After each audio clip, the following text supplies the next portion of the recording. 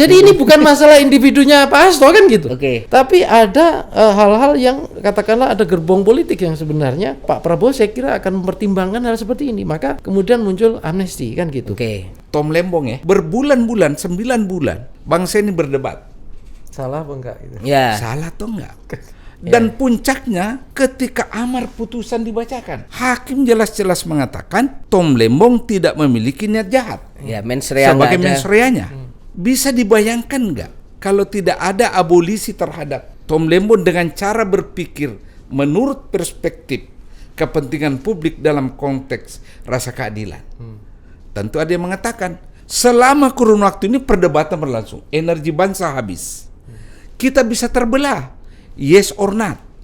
Dan lembaga peradilan kita bisa dicaci maki terus menerus sepanjang belum ada putusan. Oke. Itu kan meninggalkan luka.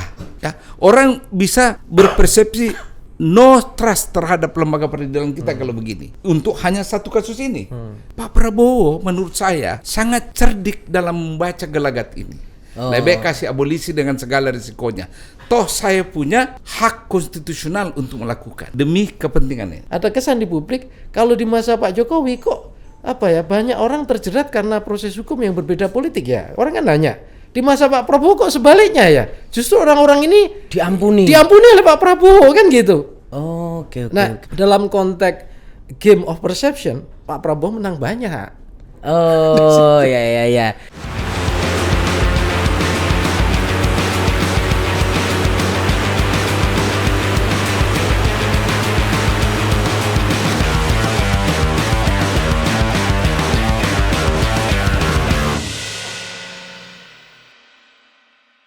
Sahabat Kompas.com, bertemu lagi bersama saya Tatang Guritno, dan hari ini spesial kita sudah ditemani oleh dua profesor ini. Hari ini kita akan membahas tentang isu yang sedang ramai diperbincangkan, dan nanti akan kita bahas, tentu kita akan ngegas di acara Classweight Kompas.com. Gasprol, ngobrol gas pasti nampol. Sendirian aja Mas, enggak, tapi ditemenin oleh dua prof kita. Ini yang pertama sebelah kanan ini ada Pak Hamid Awaludin. Ini buat teman-teman yang masih muda, ini dulu mantan Menkumham di eranya Pak SBY 2004 sampai 2007 ya. Ya. Pak Hamid, wes mantap ya, masih tetap segar nih, masih cocok jadi menteri juga hari ini. Waduh. Pak Hamid ya. Enggak Pak Hamid ya. Kita udah tahu diri. Tunggu dulu sebentar. Apa artinya gaspol? Itu Pak, ngobrol ngegas pasti nampol gitu. Maksudnya? Ya obrolan yang ngegas gitu ya Pak. Kalau saya ada. Apa Pak? Gaspol tahu artinya apa? Apa? Gerakan anti satpol politik. Satpol politik. Ya. Karena kalau kita dalam politik, kalau kita tidak sejalan dengan orang lain, dia pakai satpam untuk menelusuri kita. Oh, ya. Bukan pakai wasit gitu ya Pak, semprit gitu, kartu kuning gitu ya Pak. Bisa juga. Bisa juga. Gaspol berarti apa ini? Enggak salah politik. Oh, enggak salah politik. Itu. Terima kasih Pak Hamid. Mungkin nanti bisa dipertimbangkan Bos. Ya, kalau Mas Nyarwi ya, ini salah satu prof satunya ini kesayangan anak-anak Sospol UGM ini ya. Pakar komunikasi politik UGM, Kaprodi juga. Sospol UGM ya toh Mas? Iya. Ya, Mas Nyarwi. Dari Jogja, Jakarta khusus untuk membahas ini. Iya. Karena memang ini Mas Nyarwi memang langsung merespon ini kemarin putusan ini ya. Memang suka panas-panas juga ini Mas Nyarwi ini. Sehat Mas Nyarwi? Sehat. Kita akan membedah soal kemarin keputusan dalam tanda kutip pengampunan Presiden Prabowo Subianto terhadap Thomas Trikasih Lembong, Tom Lembong sama Hasto Kristianto. Kita mulai dulu obrolannya dari, aku pengen tanya Pak Hamid untuk respon pertama ini. Kalau dilihat kan sepanjang sejarah Republik ini berdiri, presiden-presiden sebelumnya itu kan juga sebenarnya memakai abolisi dan amnesti. Ya. Tapi dalam konteks memang kelihatan banget itu Pak Hamid soal persatuannya. Karena Soekarno misalnya DITII, ya, PRRI, Permesta, terus Soeharto waktu itu kan Fretilin. soal Fretilin. Nah kemudian kan kelihatan ya Pak, ini kalau tidak di amnesti atau tidak diabolisi, mereka punya basis massa, bisa jadi memicu situasi stabilitas politik yang nggak oke. Tapi kalau soal Tom Lembong dan Hasto Kristianto ini Gini. apakah akan juga cukup Begini. mengancam stabilitas politik Itu sudah penafsiran politik itu. Oke. Kalau Anda tanya saya semata-mata lihat dari perspektif legalnya. Sah tidaknya itu. Oke. Kebijakan. Ya. Bahwa saya memiliki penafsiran politik, Ya. mungkin bisa saja saya berasumsi. Ya. Tidak ada yang salah sebenarnya dengan pemberian amnesti dan abolisi, karena itu konstitusi. Pasal 14 1 dan 2, ya, presiden bisa memberikan amnesti dan abolisi dengan memperhatikan pertimbangan dewan. Ya. Itu satu dulu, kita sampai di situ dulu ya. Jadi sah. Bahwa kita berdebat nanti kenapa si A dan si B diberikan, itu lain soal. Validitas konstitusionalnya dulu deh kita bicara. Oke. Dan hal seperti ini juga terjadi di berbagai negara lain. Ya, hampir seluruh sistem, barangkali seluruh sistem pemerintahan itu memiliki mekanisme ini. Ya, kalau di Amerika kan disebut pardon. Ya. Ya, turunan pardon itu bisa clemens, bisa clemens itu kan grasi ya, bisa dalam bentuk reprieve, artinya pengurangan. Nah, kalau di Inggris itu disebut the royal privilege of mercy, ya, belas kasihan royal, ya. Jepang, Cina semua memiliki mekanisme seperti itu. Artinya ada itu, ya. Khusus di Indonesia, jangankan presiden, Jaksa Agung saja punya privilege seperti itu. Itulah yang disebut deponering. Ya. Jaksa Agung bisa mendeponir sebuah perkara. Deponering artinya menghentikan penuntutan. Ya. Jadi kalau Anda tanya saya, apa itu memiliki dasar hukum? Sangat memiliki dasar hukum. Ya. Dari turunan konstitusi itu ada undang-undang darurat kan? Kalau saya nggak salah nomor 11 tahun 54. Itu diatur semua di situ. Nah, yang membedakan ya privilege presiden ini pasca amandemen konstitusi dan sebelum amandemen konstitusi itu adanya pelibatan Mahkamah Agung. Ya. Untuk gerasi dan rehabilitasi, pelibatan DPR untuk kasus abolisi dan amnesti. Kenapa tiba-tiba dimunculkan pelibatan dua lembaga ini? Untuk check balance, agar presiden tidak semena-mena. Nggak super power gitu. Nggak super power, ya. Nah, itu latar belakangnya. Nah, sekali lagi Mas, kalau Mas Tatang tanya saya, konstitusionalitasnya sangat sah ini. Dan kuat ya memang. Kuat, ya. Tapi gini Pak Amit, kayaknya kalau lihat dari data sejarahnya, kan ini biasanya dipakai untuk kasus-kasus makar. Atau kemarin ketika Pak Jokowi, kita lihat ada kaitannya sama UU ITE yang dianggap pasal karet. Kemudian ada 2 orang kayaknya yang berikan amnesti. Tapi kalau untuk undang-undang tindak pidana korupsi kayaknya baru ini ya. Ya, saya nggak tahu datanya. Tapi ingat ya, ketika kita bicara tentang privilege presiden di sini, kan dia tidak membedakan jenis perbuatan kan? Hanya dalam praktek selama ini yang diberi amnesti itu ya berkaitan dengan kelompok biasanya. Meskipun ada kasus-kasus tertentu individu ya. Kedua, berkaitan dengan politik. Selama ini prakteknya begitu. Tapi dalam konstitusi tidak ada pembedaan itu, bahwa si A diberi amnesti kalau dia hanya tindak pidana tertentu. Tidak ada. Jadi bisa saja presiden mengatakan saya menggunakan hak privilege saya untuk memberikan amnesti kepada si A dan si B tanpa melihat latar belakang kasus yang dia punyai. Yang penting pemberian hak privilege itu sekaligus membuat presiden memiliki subjektivitas untuk menentukan parameter apa yang dia pakai. Kan selalu kan acuannya ini adalah kepentingan umum. Ya. Nah, saya tidak bisa memiliki kemampuan menebak dasar pemikiran Presiden Prabowo Subianto untuk menggunakan parameter kepentingan umumnya di mana. Saya tidak berada dalam posisi mampu membaca jalan pikiran itu. Ya, yang pasti dia punya. Nah, inilah yang saya bayangkan pemerintah menjelaskan kepada publik bahwa saya dukung, ya, menurut pengetahuan hukum saya, ya benar kebijakan itu.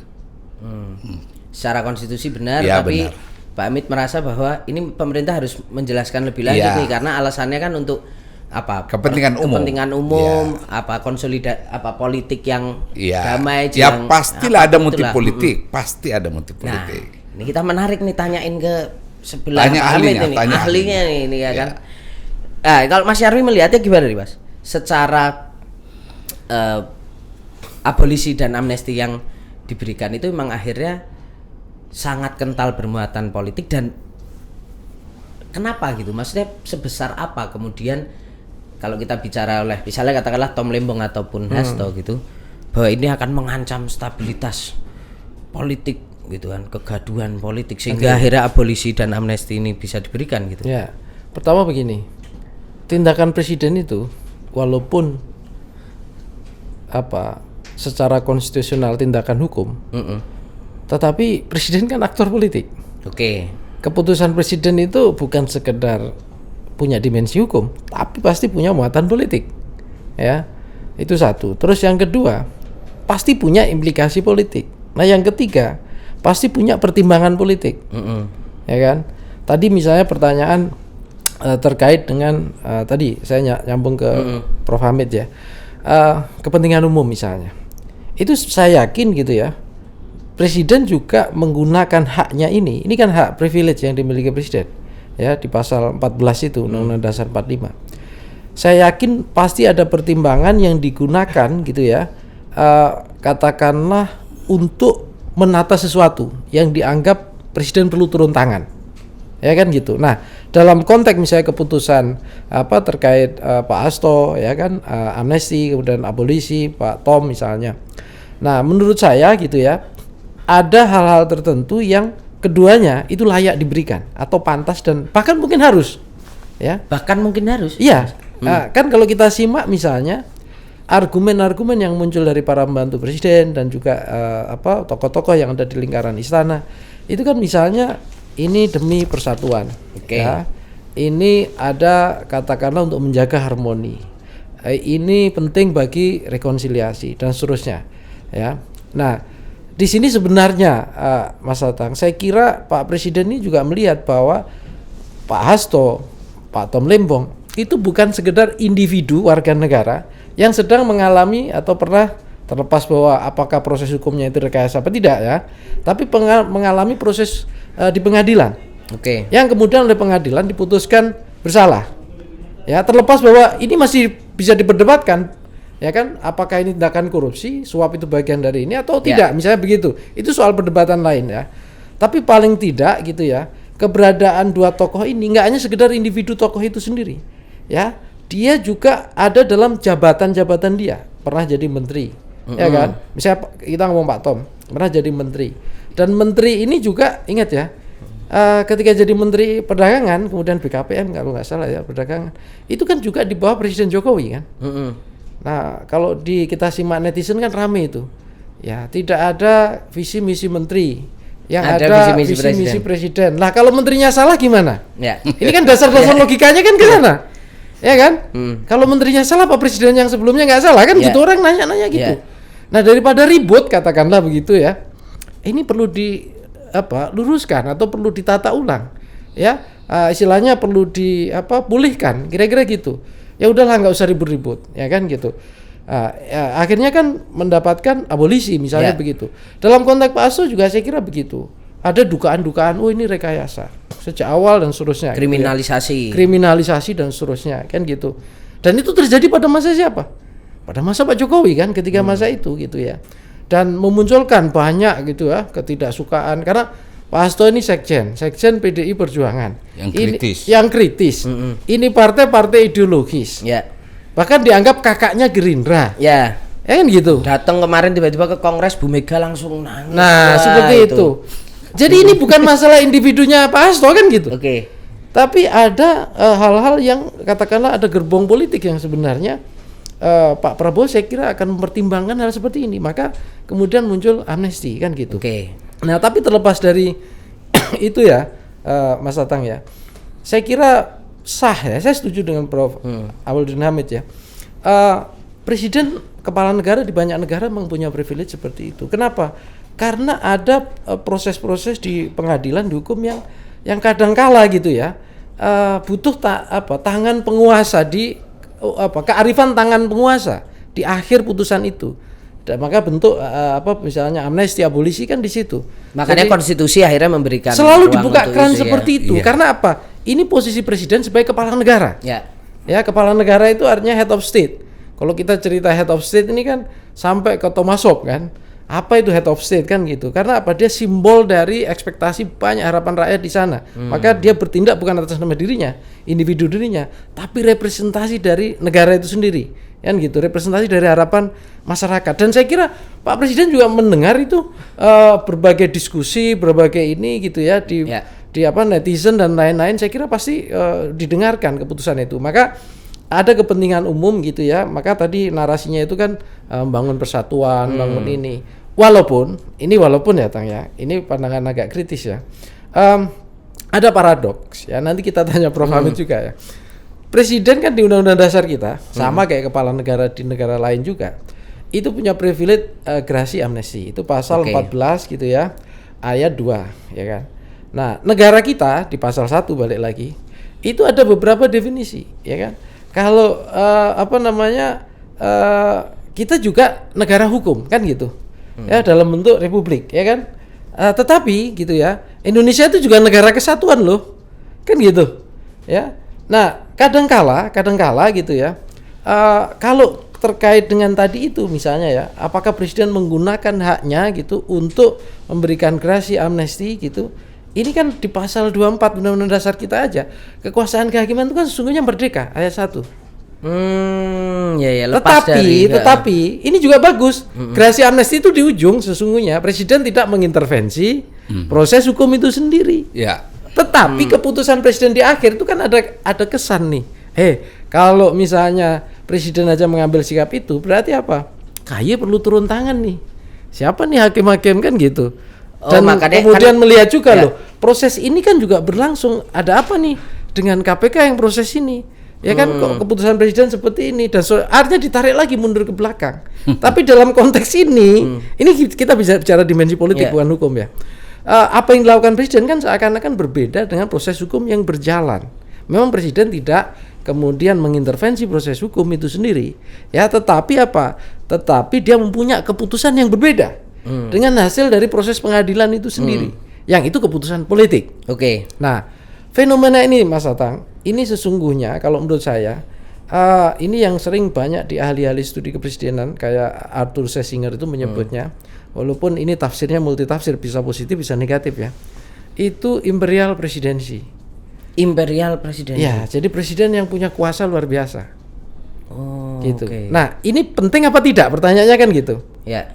Jadi kuasa luar biasa itu bukan sekedar punya dia secara konstitusional gitu ya, punya kekuasaan kan presiden ada banyak elemen kekuasaan di konstitusi kita juga ada ya, ada aspek yang tidak dimiliki elemen kekuasaan yang lain trias politika.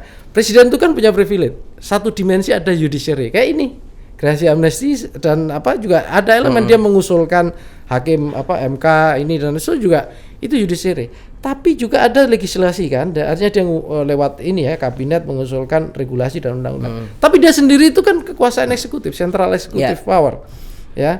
Nah ini tidak dimiliki oleh yang lain. Nah, yudikatif ataupun legislatif ya. Betul. Nah, tetapi kadangkala dalam sistem pemerintahan presidensial kayak di kita, kayak negara kayak kita, itu kadangkala imperial presidency memang dibutuhkan. Kenapa? Karena posisi presiden itu sebenarnya juga rentan. Rentan dalam artian apa? Di banyak literatur itu sering disebutkan ya. Imperial presidency. Jadi ketika presiden misalnya dia latar belakangnya minoritas, didukung dari partai yang minoritas misalnya, di koalisi parlemennya lemah, maka dia punya risiko tinggi. Tapi sebaliknya gitu ya, kalau presiden juga punya kekuasaan eksekutif yang bagus, legislatifnya didukung, parlemen sistem politik bagus, apalagi misalnya dukungan dari judiciary gitu ya, lembaga legislatif itu kuat, atau bahkan lebih dari itu memanfaatkan gitu ya lembaga penegakan hukum ini yang kemudian muncul fenomena imperial presidency, kekuasaan presiden yang berlebihan, yang kemudian dia menjangkau berbagai dimensi, yang ini juga tidak sehat. Makanya imperial presidency punya dua dimensi. Kalau dia digunakan secara baik, mengkoreksi misalnya kelemahan-kelemahan proses hukum kayak Pak Prabowo seperti ini, itu positif.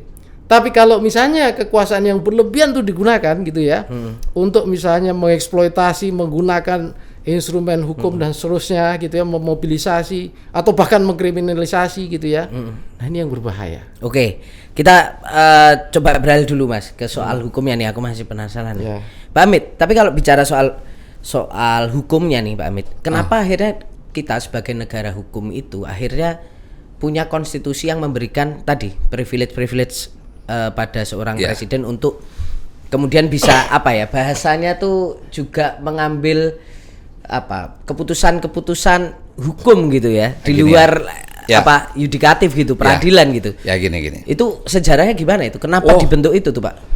Jauh sebelumnya. Oke. Di Amerika 1797 itu sudah dipraktekkan. Ya, dengan George Washington ya, presiden waktu itu. Lalu setiap presiden memiliki pardon. Yang paling banyak di pardon itu zamannya Jimmy Carter. 200 sekian puluh ribu orang. Itulah rakyat Amerika yang menolak terlibat perang di Vietnam. Oke. Diampun ya. Yang terakhir ini Joe Biden 4.700 orang yang di pardon. Artinya dalam sistem kenegaraan apapun, termasuk negara yang paling terbuka dikritik oleh rakyat sendiri, lembaga dan mekanisme pengampunan ini ada. Saya kasih contoh Anda ya.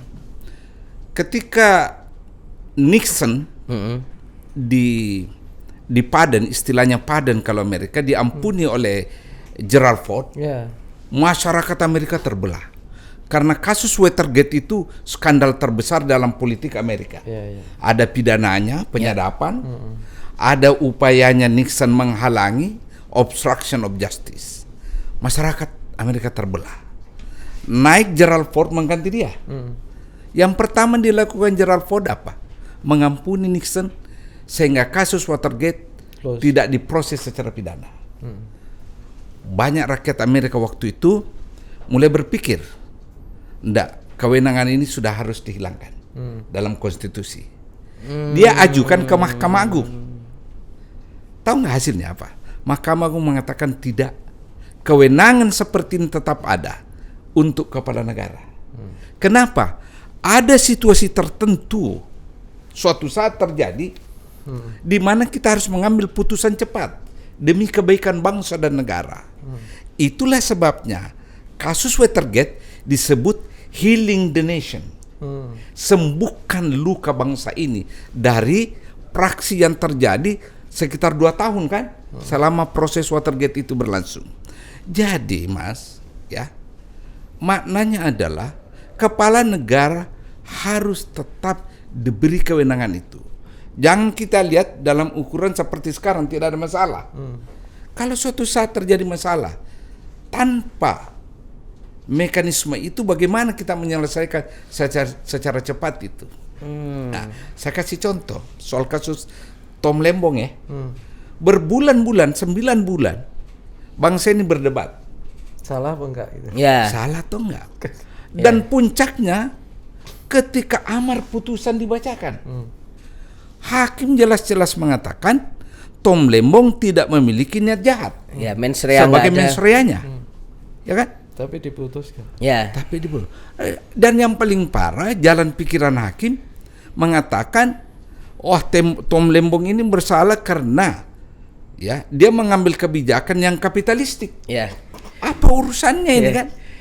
Nah, bisa dibayangkan nggak kalau tidak ada abolisi terhadap Tom Lembong dengan cara berpikir menurut perspektif kepentingan publik dalam konteks rasa keadilan. Tentu ada yang mengatakan, ya tunggu aja nanti sampai ada putusan hukum tetap kan? Ya, Tapi inkras. kapan inkrahnya? Bisa 3 tahun kemudian? Karena tidak ada jenjang waktunya ya. ngikutin Tidak itu ada. ya. Masih ada banding, masih ada kasasi, masih ada PK. PK. Selama kurun waktu ini perdebatan berlangsung, energi bangsa habis. Kita bisa terbelah, yes or not. Dan lembaga peradilan kita bisa dicaci maki terus menerus sepanjang belum ada putusan. Oke. Itu kan meninggalkan luka. Ya, orang bisa berpersepsi no trust terhadap lembaga peradilan kita kalau begini. Oke. Untuk hanya satu kasus ini. Pak Prabowo menurut saya sangat cerdik dalam membaca gelagat ini. Lebih kasih abolisi dengan segala risikonya. Toh saya punya hak konstitusional untuk melakukan demi kepentingannya. Kedua, tentu Anda bertanya soal Mas Hasto. Yes.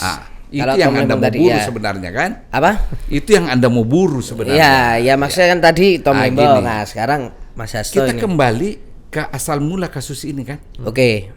Ya, dengan segala respek kita ke KPK dan sampai sekarang saya respek KPK, orang selalu berpersepsi bahwa ini berkaitan dengan posisi Hasto yang merepresentasi partai yang paling besar, sangat kritis terhadap Presiden Jokowi.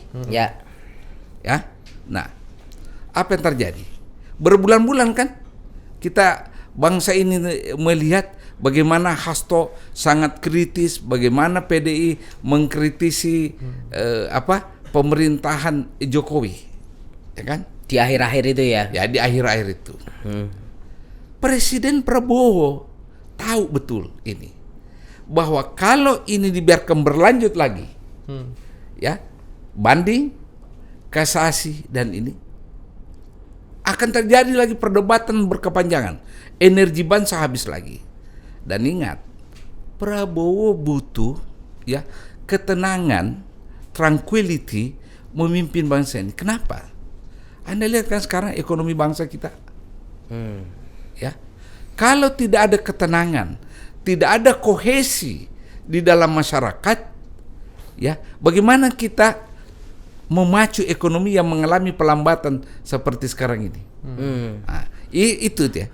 Dan bagi orang yang memimpin negara dengan berbagai persoalan, dia melihat bahwa ada cara, ada celah untuk kita bangkitkan, mengenerate ekonomi kita kembali adalah ketenangan melalui amnesti dan abolisi. Jangan kita lihat dari satu aspek saja. Kok ini kasus korupsi nggak dikasih ini? Ya. Anda tidak pro pemberantasan korupsi. Tidak sesederhana itu masalahnya. Ya, masalah bangsa kita ini ribet, majemuk, dan butuh keputusan cepat. Oke. Ini pandangan saya. Ya nggak apa-apa. Penafsiran Emang saya. iya, ini. nggak apa-apa. Amit. Nah, Penafsiran saya. tapi kalau tadi menyambung sama yang dikatakan Mas Nyarwi juga, ini kan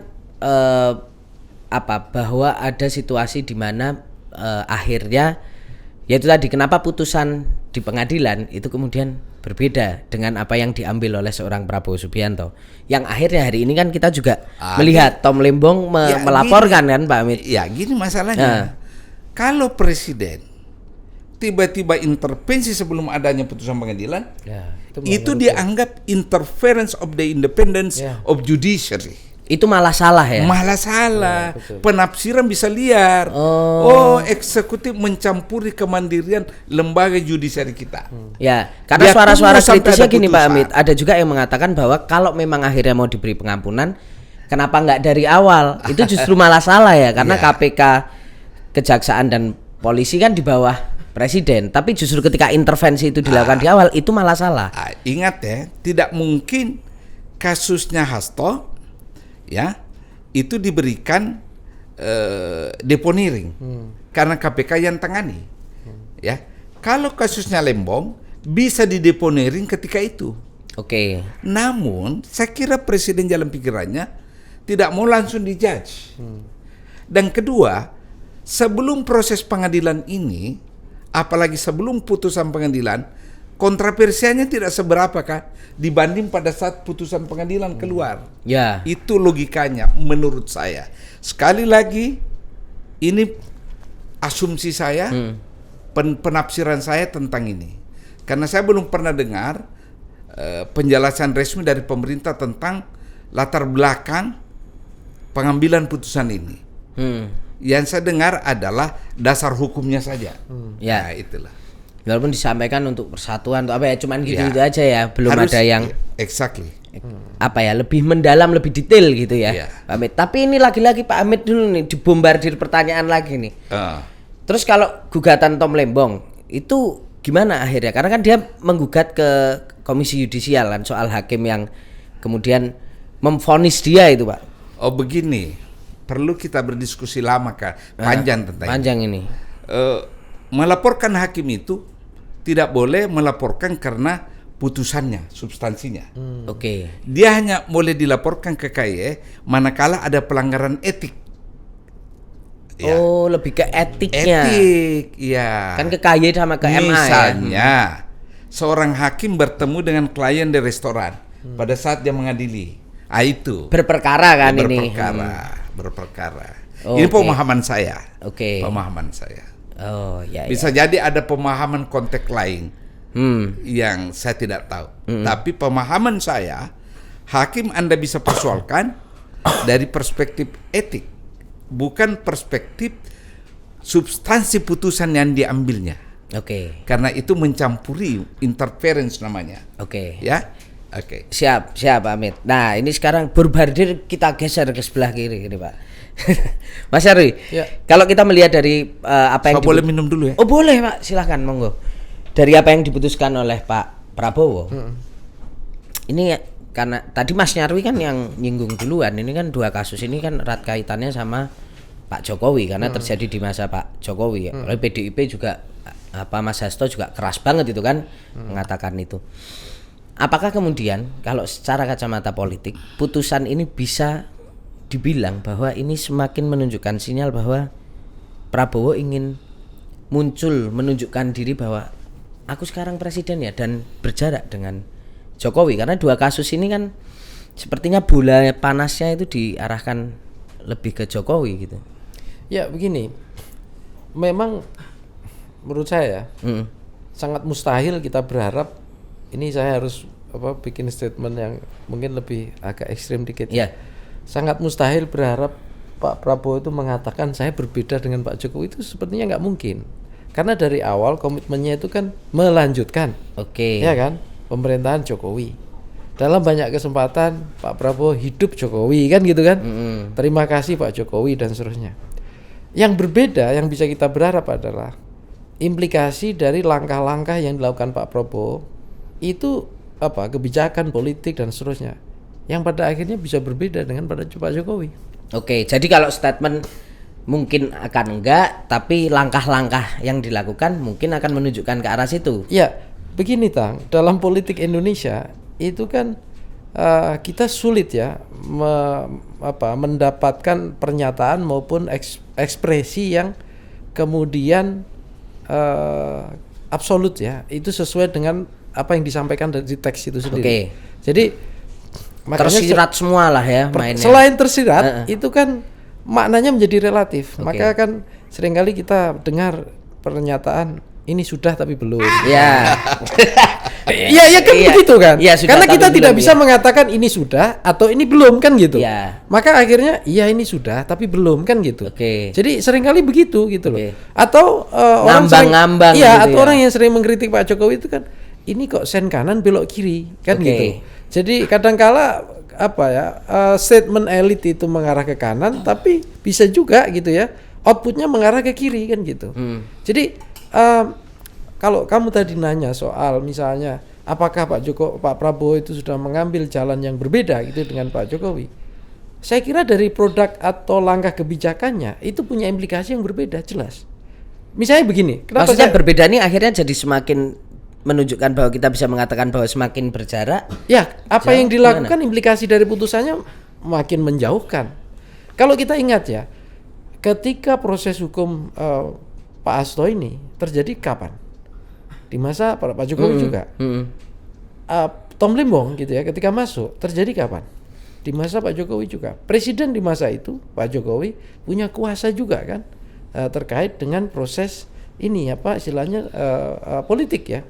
Dan saya kira juga dia ini kan juga pimpinan dari banyak lembaga kan gitu. Nah, walaupun bisa juga Jokowi bisa juga punya dilema yang sama. Apakah presiden akan mengintervensi misalnya begitu kan? Tetapi kan kita juga, harus husnuzon juga iya kan sama gitu. Pak Jokowi. Tidak bisa mengintervensi lembaga peradilan.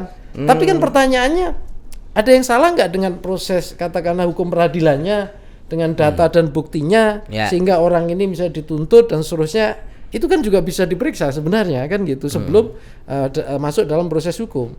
Karena dengan membiarkan itu kan Pak Jokowi sering dituduh ini memanfaatkan instrumen hukum untuk politik kan gitu, ya kan?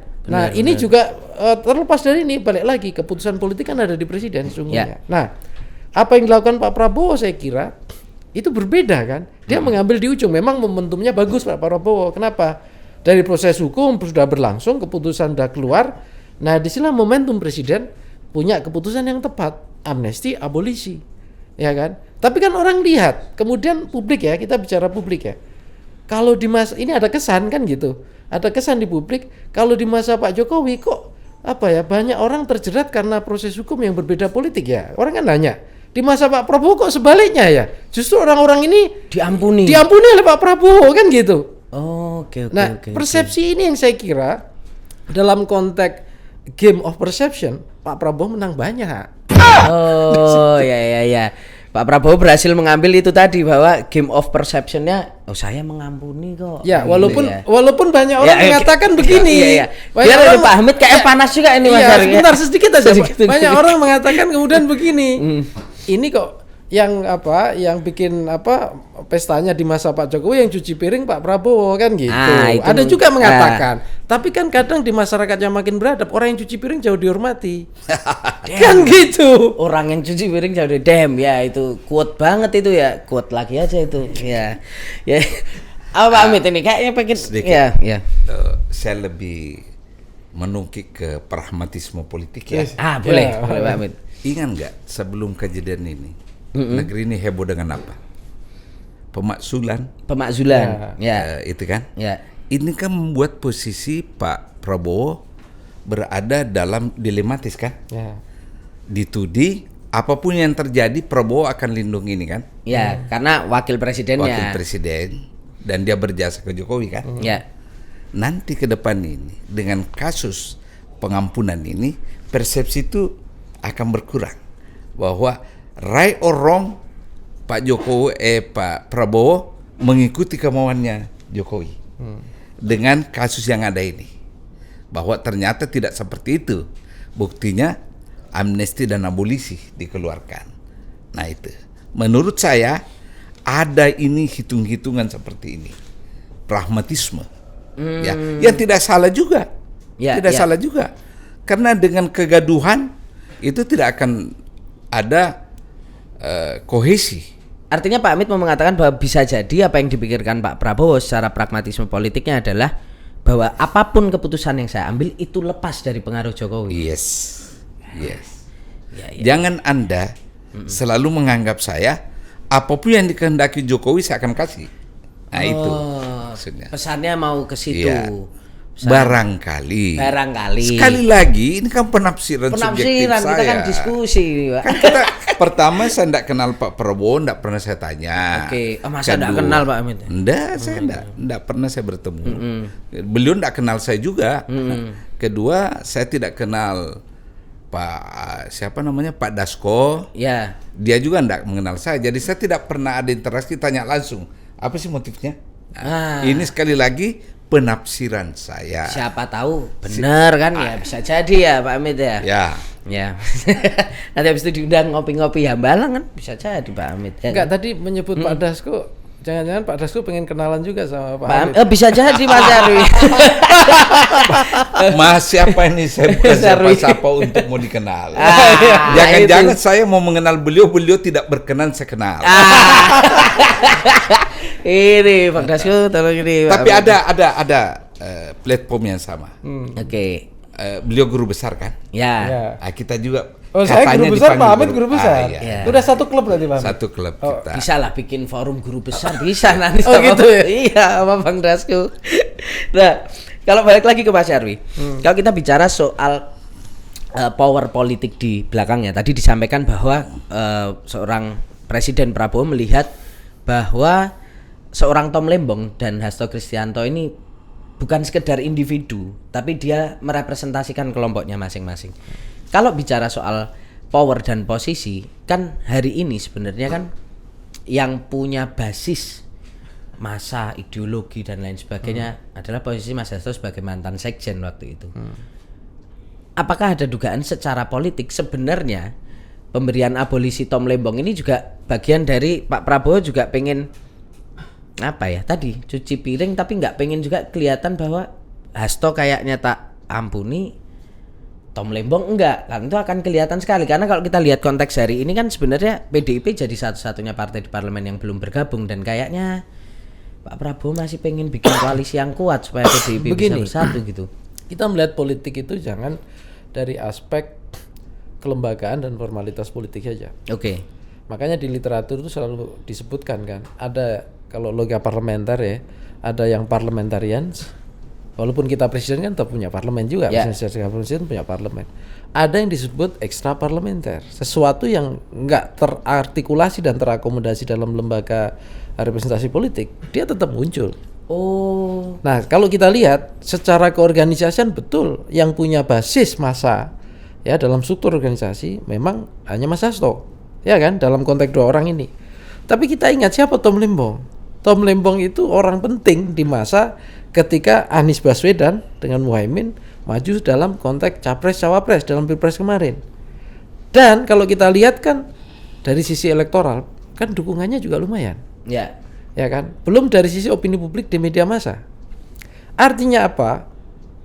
Ini jadi nyerempet ke One Piece segala kan? Yes. Artinya apa? Ya. Masyarakat itu masih ada gitu ya, yang mungkin punya kekecewaan, merasa tidak terwakili. Dia akan mencari referensi yang menjadi basis representasi dia. Jadi jangan dianggap Tom Lembong tidak punya kuasa apa-apa.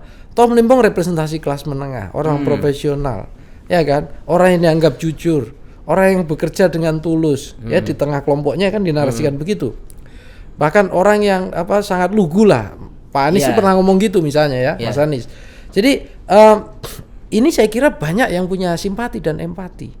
Apakah pertanyaannya gini, apakah Pak Prabowo tidak tahu? Saya kira Presiden Prabowo dengan timnya sangat tahu. Ya, menentang arus simpati dan empati publik itu tidak, saya kira bukan hal yang menguntungkan presiden. Justru di tengah kondisi kenegaraan kita tadi Prof Hamid bilang ekonomi melambat dan seterusnya. Support dari publik itu dibutuhkan. Punya empati, rasa empati itu dibutuhkan. Presiden itu ya, itu kan kalau dia punya struktur kuasa yang apalagi dia imperial presidensi ya. Bagus kekuasaannya, resourceful gitu ya, tapi menggunakannya secara arif ya untuk membangun katakanlah rekonsiliasi, untuk membangun konsolidasi, kemudian memenuhi harapan masyarakat. Maka reputasi presiden nggak usah teriak-teriak, masyarakat secara persepsinya akan terbangun. Oh, ini presiden yang baik, suka mengampuni. Ini presiden yang kemudian mengoreksi ya proses penegakan hukum yang dianggap kurang pas. Ya, bukan sebaliknya memanfaatkan institusi penegakan hukum untuk kepentingan kuasaannya. Kan orang kemudian bandingkan itu. Ya. Nah, ini yang nggak beruntung Pak Jokowi di sini. Oke, di karena kemudian dibandingkan dengan logika itu gitu loh. Artinya tadi misalnya secara awamnya gini, kalau misalnya Mas Hasto ini secara power basis PDIP mungkin pada marah, kecewa semua. Tapi Tom Lembong ini adalah orang-orang misalnya non partisan yang kemudian merepresentasikan tadi kelompok tengah apa-apa yang masyarakat lebih luas, itu mungkin ya Mas yang kemudian jadi pengaruhnya itu. Iya, jadi gini Tam. Kalau proses amnesti ini ke Mas Hasto, saya kira ini bukan, orang kan lihat oh ini hadiah untuk PDIP. Ya. Kalau menurut saya gitu, kalau Pak Prabowo memberikan hadiah Mbak Puan, Bu Mega, itu mungkin udah nggak terhitung karena kita tidak tahu kan, karena mereka kan dekat. Ya, Pak Prabowo gitu ya menyapa elit-elit PDIP yang lain, merespek, saya kira itu udah sering kita dengarkan, ya kan. Tapi kan dalam kasus Mas Hasto ini ya, kan banyak ini sebenarnya elit-elit PDIP masa pendukung PDIP juga yang kemudian berharap ini kenapa Pak Prabowo nggak mendengar harapan kami ya, kira-kira kan gitu. Jadi ini hadiah untuk para pendukung ya masa atau akar rumput PDIP yang punya simpati ke Pak Sekjen ini, Mas Hasto, dan juga para koleganya. Oke. Itu hadiah yang luar biasa. Artinya Presiden respect ke mereka kan gitu. Ya. Secara hukum diproses, ya. Tapi kan Presiden punya sikap, yaitu apa? Amnesti. Ini pejuang politik, kan gitu, kira-kira gitu. Pak Prabowo saya kira juga sadar. Semua orang kan berkali-kali dalam pidato kita dalam berpolitik, kalau kita dengar ya, itu nggak hanya sekedar politik untuk ini, politik kenegaraan tuh kita berjuang untuk sama-sama berkontribusi dan sebagainya. Nah, ada semacam value yang sama nih di kalangan Pak Hasto dan juga saya kira politisi yang lain termasuk dengan Pak Prabowo. Jadi menghargainya dalam konteks itu gitu loh. Nah, yang khusus Pak Tom, pendukung Pak Tom ya, yang kelas menengah, yang dianggap menurut saya ya mungkin bahasanya apolitis, tapi tidak ada yang tidak politik sesungguhnya. Walaupun bahasanya apolitis itu tetap politik gitu. Ya, mereka malah melek politik gitu. Nah, ini hadiah untuk mereka juga. Saya kira itu. Jadi bukan hanya ke Pak Tom saya kira, tapi orang-orang yang merasa ini gimana sih pendukungnya Pak Anies ini kok dijadikan target gitu kan, termasuk Pak Tom.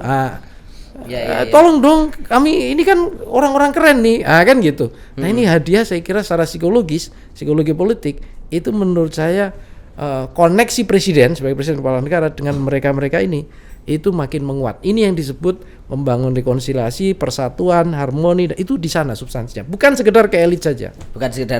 Ya. Siap. Nah ini Pak Amit, soal hukumnya lagi kita kembali ini Pak.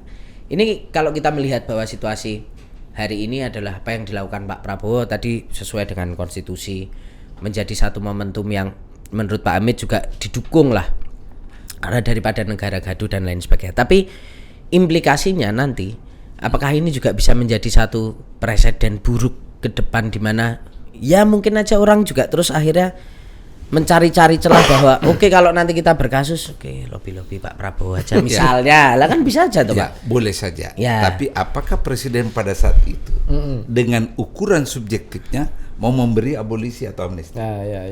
Itu kan tergantung dari substansi persoalan ketika itu, kondisinya bagaimana dan kondisi umum bangsa kita yang membutuhkan kebijakan seperti itu.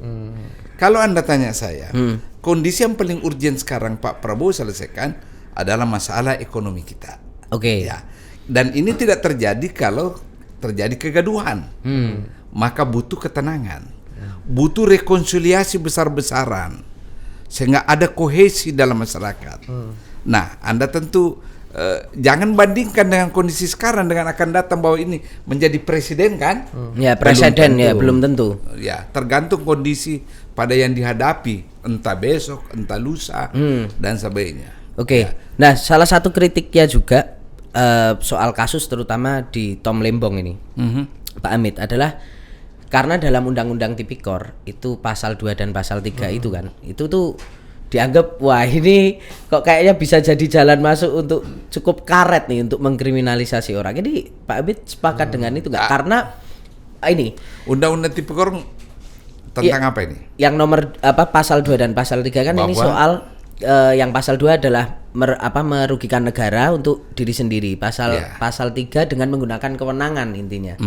Gini ya. Nah, ini acap kali saya berbeda pendapat dengan kawan-kawan yang fokus pada pidana ya. Ya. Coba lihat undang-undang administrasi negara.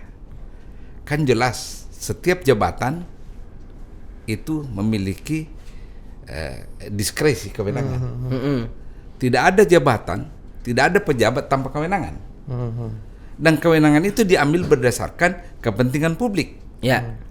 Ini yang saya lihat acap kali diabaikan dalam persidangan korupsi. Ya. Nah, kalau kita beracu dari undang-undang ini bahwa tiap pejabat ada kewenangan, ya jangan kriminalisasi itu kewenangan, diskresi, ya. Kecuali kalau dia dengan niat jahat dia buat diskresi untuk menguntungkan dirinya dan orang lain. Tapi khusus kasus Lembong, Kan pengadilan sendiri mengatakan Tidak ada dia tidak ya. ada Dia juga niat tidak menerima jahat. cashback, Dia ya. juga tidak menerima apa-apa kan? Ya. Nah, itu. Di situ sebenarnya rasa keadilan masyarakat mengenai kasus Lembong terusik. Di situ yang beliau ini uraikan tadi. Ya. Ya. Jadi kalau Anda tanya saya bahwa ingat ya, undang-undang yang lama itu kan mengatakan dapat merugikan negara kan? Ya. Tapi kan kata dapat sudah dihilangkan oleh MK. Jadi harus jelas-jelas merugikan negara. Ya, Baru dengan bisa. perhitungan, dengan perhitungan. bukan potensi. Ya, bukan potensi. Dan Ya. ingat, kewenangan yang untuk melakukan pernyataan merugikan negara atau tidak harus BPK. BPK bukan hitungan penyidik. Nah, itu. Oke. Nah, tapi masih juga soal menyambung tadi yang dikatakan Pak Amit, soal bahwa presiden mungkin nanti belum tentu bisa membuka diri ketika atau menjadi presiden di mana orang bisa langsung lobby Ya. ke beliau. Tapi mungkin kalau bisa memberikan masukan, sebenarnya abolisi dan amnesti nanti harusnya apa standar-standar yang terukur yang bisa dijadikan acuan oleh Presiden Prabowo dalam mengambil keputusan ini, tergantung pengampunan ya, ini. situasi. Ya, presiden bisa saja secara subjektif menggunakan parameter tidak gaduh di partai politik. Bisa saja. Elit akhirnya Ya, itu nanti misalnya ke depan. Ataukah presiden menggunakan kacamata social distrust.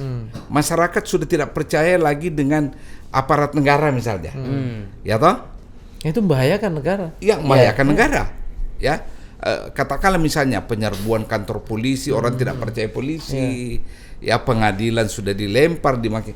Itu semua parameter yang sangat dinamis, yang bisa berbeda hari ini dan besok, tergantung konteks dan dinamikanya. Jadi kita tidak bisa mengatakan presiden harus punya fix parameter. Parameter. Nah, ini kan masyarakat berkembang dinamis. Ya. Nah, itu. Jadi nggak ada standar fixnya tuh sesuai makanya disebut privilege kan? Ya. Hak istimewa. Ya. Hak istimewa terkandung di dalamnya itu adalah perspektif subjektivity dari orang yang diberi hak istimewa. Subjektivitas itu tergantung dari kondisi yang dihadapinya. Ya. Jadi akan berbeda mengikuti situasinya. Beda kan? Kalau profesor jelaskan ya. Beda kan? Beda. Ya betul itu Prof. Daging. Iya. Nah, kita kembali ke urusan politiknya nih Mas. Iya. Setelah putusan amnesti yang diberikan pada Mas Hasto, ini terlihat sekali riuh gegap gempitanya teman-teman PDIP yang sedang kongres. Bahkan tiba-tiba kita melihat satu scene yang mengharukan ketika Mas Hasto tiba-tiba datang disambut Bu Mega. Disambut Bu Mega menangis gitu kan. Anda cermat sekali mengikuti secara detail ya. Pasti tuh Pak Amit sampai dinyanyikan Mega milik siapa gitu kan gara-gara itu. Punya kan. kartu anggota PDIP? Oh enggak, saya. Siapa tahu kan? pantau Kalau saya dari dengan jauh. berdua beliau enggak boleh. Saya juga enggak boleh tuh Pak Amit. Iya, jurnalis ini. Nah, tapi pada dasarnya akhirnya PDIP kembali lagi menurutku narasinya tuh tetap aja ngambang. Dia tidak mengatakan secara terbuka bahwa bergabung, tapi lebih ke partai penyeimbang. Walaupun sebelum amnesti diberikan, Bu Mega sempat di dalam BIMTEK itu mengatakan kader untuk all out sama pemerintah. Tapi di statement Bu Mega yang terpublikasikan, dia mengatakan jadi partai penyeimbang aja. Ini artinya apakah kemudian proses amnesti pengampunan pada Mas Hasto ini akhirnya juga tidak berdampak secara politik kepada Pak Prabowo, di mana mungkin publik kan membacanya wah nanti kalau Pak Hasto dikasih pengampunan lepas PDIP gabung nih, ternyata enggak juga gitu. Saya kira gini, Tang, PDIP ini kan partai tua, bukan partai kemarin sore. Banyak tokoh-tokoh yang cerdas juga yang kemudian paham betul. Cerdas maksud saya itu bukan pakai analisis logika politik juga, sudah teruji insting politiknya. Kan gitu. Kalau strategi kalau sederhananya gini, kalau kita misalnya masih belajar awal, ya mau nyetir mau apa kan pakai panduan manual. Kalau insting itu kan udah di luar itu semua. Betul. Nah, Ini kan level gitu. dewa ini Level yang punya de- insting. Iya, Bukan langit kayak tangan. Anda itu harus ada manual book. Masih- Sebelum- Anda masih tidak jauh. sambung. Ya, sebelum ku jawab Amit. itu, sebelum ku jawab itu boleh nggak? Tadi nyambung dengan pertanyaanmu ke Boleh. Prof. Hamid ya. Jadi kenapa misalnya presiden menggunakan diskresi, Oke. punya abolisi dan seterusnya ya, artinya punya otoritas itu semua. Ini adalah kelas negarawan. Jadi nggak ada istilahnya kesepakatan atau hal-hal yang indikator yang bisa dijadikan panduan kapan presiden itu bisa mengeluarkan amnesti abolisi. Karena ini untuk jadi presiden itu kelasnya harus memang negarawan. Ya. Dan Kalau- indikator fix tadi ya kan nggak ada. Iya, kalau presiden itu harus dipandu dengan indikator, dengan buku panduan, itu bukan kelas negarawan. Itu kelas apa Mas? Ya, ditafsirkan sendiri kan gitu. Montir. Iya kan? Iya, ya, kan karena apa? Presiden tuh punya kemampuan otonomi kearifan gitu ya. Yang dia harus dapatkan dengan berbagai pertimbangan. Artinya betul-betul apa ya? Sudah sangat matang secara politik. Oke. Itu kira-kira gitu. Oke. Makanya tidak perlu pertimbangan dan seterusnya. Dia punya keputusan subjektif dan apa yang dilakukan mencerminkan kenegarawan karakter kenegaraan dia. Tak jawab. Soal PDIP-nya. Ya, PDIP ya. Begini, kalau PDIP justru gitu ya merapat ke kekuasaan, itu menurut saya tindakan yang merugikan dia. Kenapa? Karena seakan-akan tindakan PDIP ini kok transaksional. PDIP ini dikenal partai yang sangat keras kalau bicara ngomong transaksional politik loh. Ya. Kan gitu, baik antar elit maupun ke bawah gitu loh ya. Selalu dia bilang politik adalah perjuangan, politik adalah ideologi ya, yang mencerminkan cita-cita ideologi negara bangsa seperti itu. Maka dia kemudian selalu menegaskan partai kader dan seterusnya. Bu Mega juga selalu menegaskan itu. Nah, justru di tengah kondisi asumsi-asumsi bahwa oh ini PDIP mestinya berterima kasih atau ini menunjukkan cara Pak Prabowo merangkul.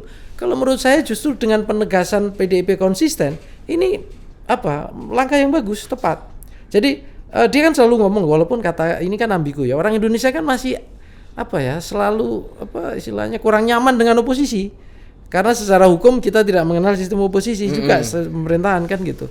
Tapi dengan dia bilang penyeimbang ya, mitra kritis, mitra strategi, ada 3 loh ini. Ya. Penyeimbang artinya ada kekuasaan nih di bandul sini. Oke. Berarti kan supaya ini enggak jomplang atau enggak ini, maka ada yang di sisi lain kan gitu. Ya. Penyeimbang kan gitu, Ya. supaya imbang kan gitu.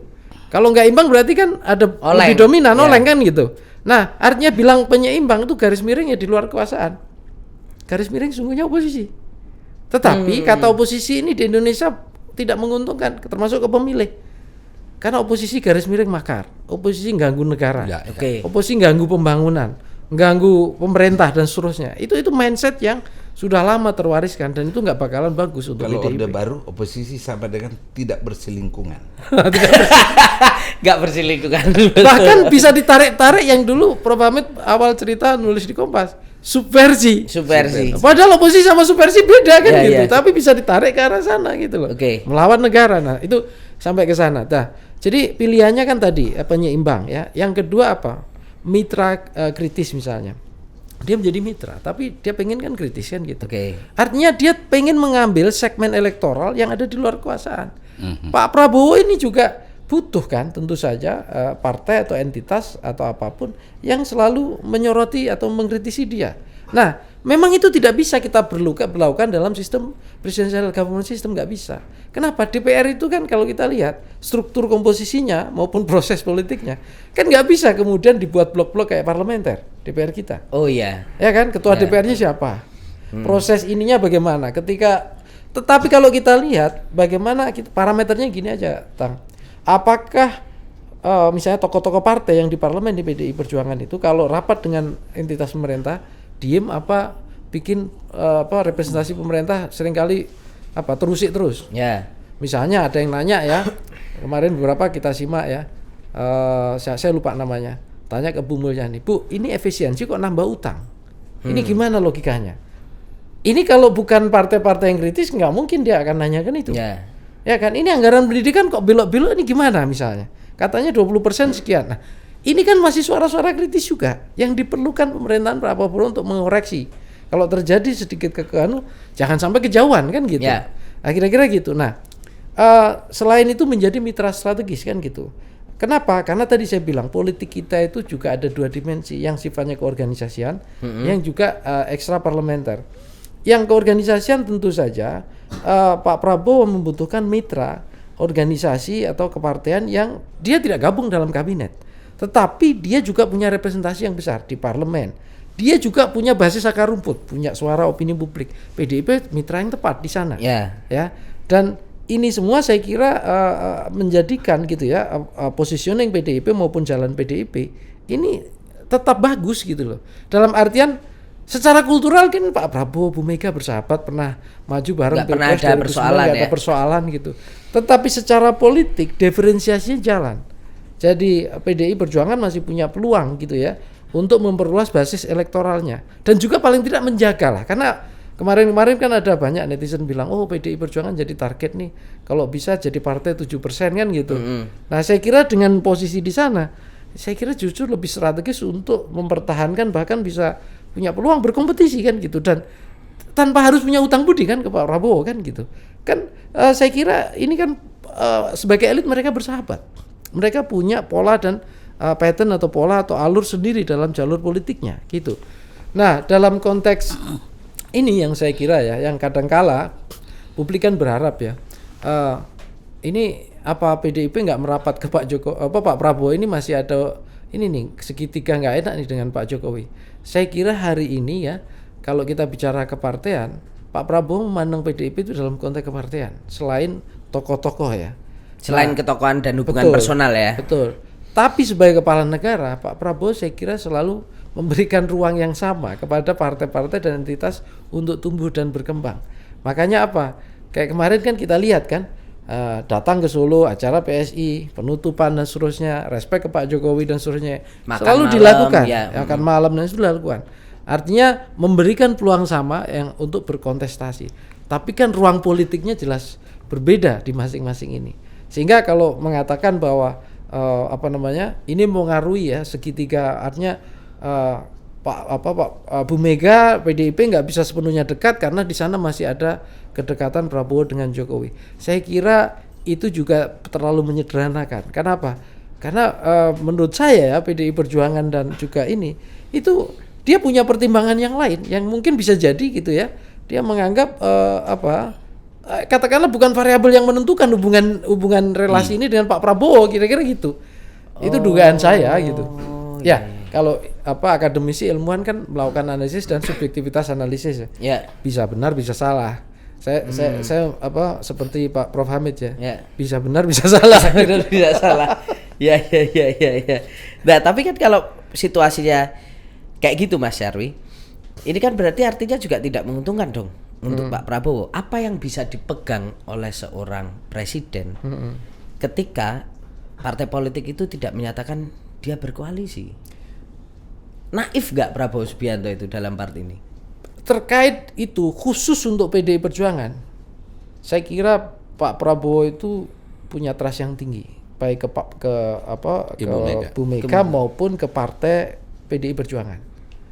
Karena keorganisasian partai karakternya pun mirip Gerindra, ya. Tegak lurus. Ya, kira-kira gitulah.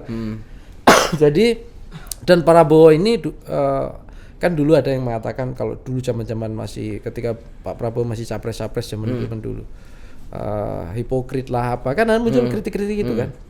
Dalam konteks ini saya kira Pak Prabowo nggak fobia dan nggak hipokrit. Dia punya trust, ya trust termasuk khususnya dalam konteks ini. Ke PDI Perjuangan. Bahkan logikanya sederhana aja Tang ya. Kalau kita punya orang yang kita anggap sebagai kawan, ya lebih mudah mana? Tentu kalau orang misalnya udahlah kalau udah kawan terserah dia mau ngapain aja di luar, saya percaya dia ngapain aja. Oke. Tapi justru sebaliknya, kalau ini bisa tidak membahayakan kondisi saya daripada di luar gitu ya, yang saya tidak bisa monitor, mending ya sudah di dalam rumah kami aja enak ngelihatnya kan gitu. Gimana? Apa yang disebut perkawanan dan ini di mana dalam politik kan begitu. Artinya ketika dalam makanya kita tidak bisa juga bahwa orang yang sudah dirangkul dalam koalisi itu merasa benar-benar dekat menjadi kawan. Nggak bisa.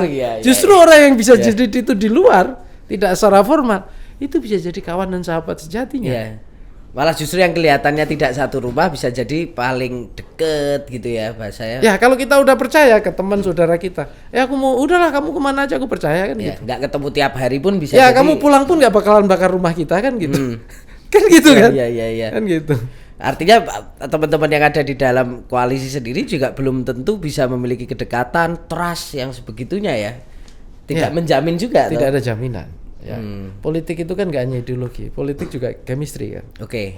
Dan kita bisa lihat kok tidak mudah kan gitu. Ada yang bagus relasinya berbeda posisi, tapi tetap berteman, berkawan dan sangat trust gitu ya. Oke. Ritmenya udah ketemu. Kenapa? Karena value-nya ada kemiripan. Ya. Ya ada kemiripan. Kadang-kala itu gini juga, kalau kita bermain nggak usah dalam politik lah ya. Orang bermain musik gitu ya, alat musiknya kan beda-beda. Tapi begitu udah ngerti, mainnya apa ini sama si ini, kita mulai dari mana, udah jalan bareng. Kita udah bisa menyesuaikan iramanya. Ya. Udah gitu. Udah cocok gitu ya. Siap. Nah, Pak Amit, ini balik lagi soal hukumnya nih. Apakah kemudian ketika balik lagi soal pengampunan tadi, dan Pak Amit tadi kan sempat menyinggung bahwa Pak Prabowo momentumnya pas mengambil di posisi ini. Jangan sampai masyarakat itu kemudian distrust aparat penegak hukum kita. Tapi ketika keputusan ini diambil, pertanyaanku yang pertama adalah apakah akhirnya justru ini juga menunjukkan bahwa aparat hukum kita tuh belum bersih secara politik gitu, artinya tidak bebas nilai di situ. Penafsiran seperti itu sangat sah. Sangat sah. Konstitusional itu. Melihat perilaku beberapa kasus, beberapa kejadian di bawah, ya itu sah sekali penafsiran itu bahwa aparat penegak hukum kita memang belum mencerminkan aparat yang profesional. Di mana-mana keluhan itu terjadi. Ya, apakah itu levelnya tingkat kalau misalnya di kepolisian levelnya polsek atau di bawahnya dan sebagainya dan seterusnya. Begitu pula aparat sipil negara bernama Pemda, bernama Kementerian ABC. Tidak usah kita tutup-tutupi suara-suara miring seperti itu menjadi santapan tiap hari. Jadi memang ada sesuatu di bawah yang tidak bisa kita nafikan ya. Jangan kita nafikan yang begituan dengan memoles bahasa dan sebagainya. Ada memang itu. Sehingga masyarakat tidak puas sebenarnya itu. Anda sendiri kan di media kan seringkali Anda ungkap, seringkali Anda investigasi dan seterusnya. Artinya barang itu memang ada. Nah ini pertanyaan agak beloknya agak nyeleleknya agak lumayan jauh nih Bro. Artinya dengan situasi itu bahwa hari ini kita lihat ada abolisi, ada amnesti. Dan kemudian mungkin itu bisa menjadi jawaban bahwa Presiden Prabowo mengambil sikap atas kasus yang kemudian sempat ditudingkan adalah bagian dari kriminalisasi. Padahal kan sempat ada omongan juga kalau mau motong itu dari kepalanya. Ya Pak Amit, ini agak jadi begini, jangan melihat dari perspektif beda ya. Lihat perspektif lain bahwa dengan abolisi ini, amnesti ini adalah pesan kepada aparat penegak hukum di bawah. Lu hati-hati sebagai bawahan saya, ya. Kamu harus profesional karena kalau you salah dan merugikan rasa keadilan, itu saya bisa menggunakan hak prerogatif saya. Jadi hati-hati. Bisa juga kita lihat dari perspektif itu. Jadi Pak Prabowo ingin menyampaikan itu ya ke bawahnya gitu ya. Ya sekali lagi penafsiran ya. Penafsiran nggak apa-apa Pak Amit. Iya. Tapi gini nyambung dengan Pak Amit ya. Saya kira presiden ini menggunakan privilege-nya ya. Hak prerogatifnya itu sudah berkali-kali. Yang kita bahas ini kan amnesti abolisi dalam konteks hukum judiciary ya.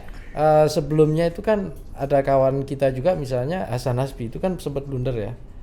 Diminta tuntut mundur dan seterusnya. Siapa yang di depan justru mengklarifikasi?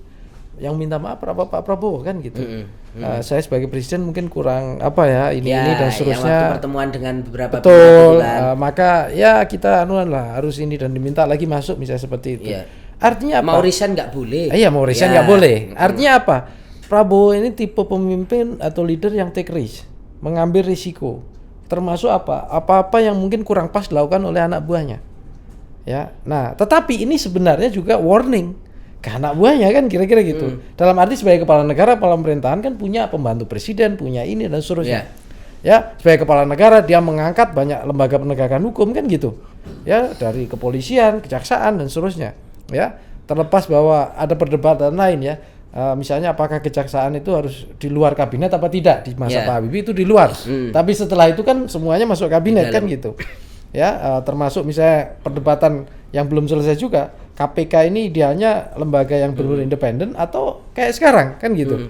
Ya di bawah presiden misalnya begitu. Jadi terlepas dari apapun itu, saya kira leadership presiden ini tipe Pak Prabowo itu presiden yang berani ngambil risiko termasuk mengoreksi apa-apa yang kurang pas dilakukan oleh anak buahnya itu. Ya dan ini juga sekaligus warning. Masa kalian kira-kira gini lah, masa kalian menganggap saya sebagai leader tapi semua hal gua yang harus cuci piring kan gitu. Tahu diri kan gitu.